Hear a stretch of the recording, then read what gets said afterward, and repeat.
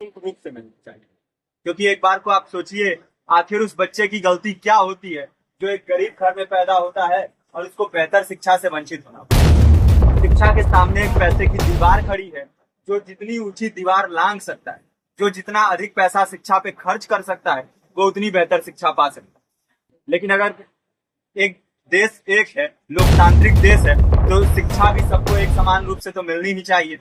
आज परिस्थिति ये है कि एक तरफ तो प्राइवेट स्कूल हैं जो लूट के अड्डे बने हुए हैं, वहां पे आप एडमिशन कराने जाएंगे तो सिर्फ एडमिशन के नाम पे ही आपको 10,000 20,000 रुपए देना होगा। और कमीशन खोरी का ऐसा धंधा है कि कॉपी किताब टाई बेल्ट ड्रेस जूता कहाँ से खरीदना है, ये आप नहीं तय करेंगे, तय करेंगे वो प्राइवेट स्कूल वाले।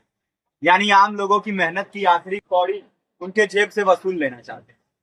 और दूसरी तरफ सरकारी स्कूलों में न तो पर्याप्त टीचर है, न पर्याप्त बिल्डिंगे हैं। 2019 का ही ये पुराना आंकड़ा है कि हर 100 में से 52 स्कूलों में या तो एक टीचर है या दो टीचर है। और उन्हीं टीचरों के ऊपर जिम्मेदारी थोप दी जाती है कि जनगणना करो, मतगणना करो, पशु गणना करो, तमाम काम करवाए जाते। और 19 के बाद से तब से कितने टीचर रिटायर हुए होंगे, और 18 के बाद से कोई टीचर की वैकेंसी भी नहीं हुई। आप खुद भी सोच सकते हैं ये परिस्थिति और कितनी बिगड़ी होगी। इसीलिए हम लोग ये मांग उठा रहे हैं, चाहे कोई राष्ट्रपति का बच्चा हो या किसी मजदूर का, सबको शिक्षा एक समान मिलनी चाहिए और निःशुल्क रूप से मिलनी चाहिए।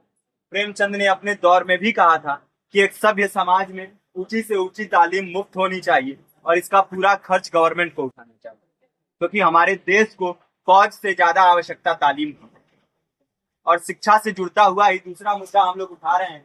दूसरा दूसरा मुद्दा है रोजगार का। रोजगार की परिस्थिति यह है कि आज सरकारी सेक्टर हो या प्राइवेट, सब कुछ ठेका संविदा के हवाले किया जा रहा है। परमानेंट नौकरियां लगातार घटाई जा रही है।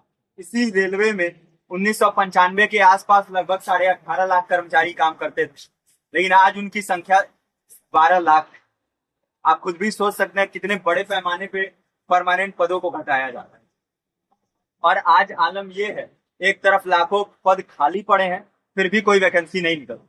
जो वैकेंसियां निकलती हैं उनमें भ्रष्टाचार होता है, पेपर लीक हो जाते हैं। RO, UP police, BPSC, SSC, CGL, ऐसे तमाम पेपर लीक हो चुके हैं, आप लोग भी जानते ही।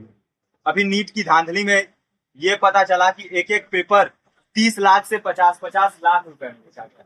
हम और आप तो ये पैसा नहीं दे सकते। पूरी की पूरी कारस्तानी सरकार, प्रशासन, शिक्षा माफियाओं की होती है। और भुगतता कौन है?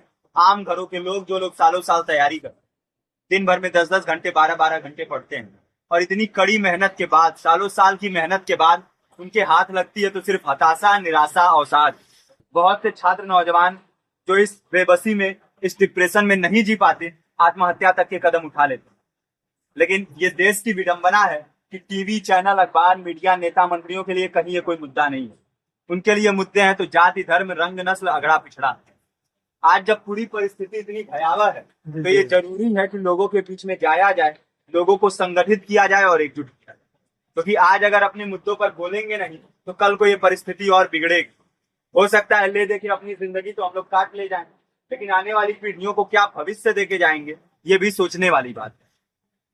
हमारे साथी ने आपको पर्चा दिया है, पर्चा आप तक पहुंच गया है। पर्चे में और भी बातें हैं, इसको पूरा विस्तार से पढ़िए।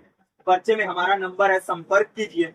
फेसबुक का, इंस्टाग्राम का लिंक है, आप वहां पे जाएंगे तो आपको पता भी चलते रहेगा कि लगातार किन किन माध्यमों से हम इस अभियान को चला रहे हैं। नुक्कड़ नाटक, संगीत, शिक्षा सहायता मंडल, लाइब्रेरी, तमाम माध्यमों से इस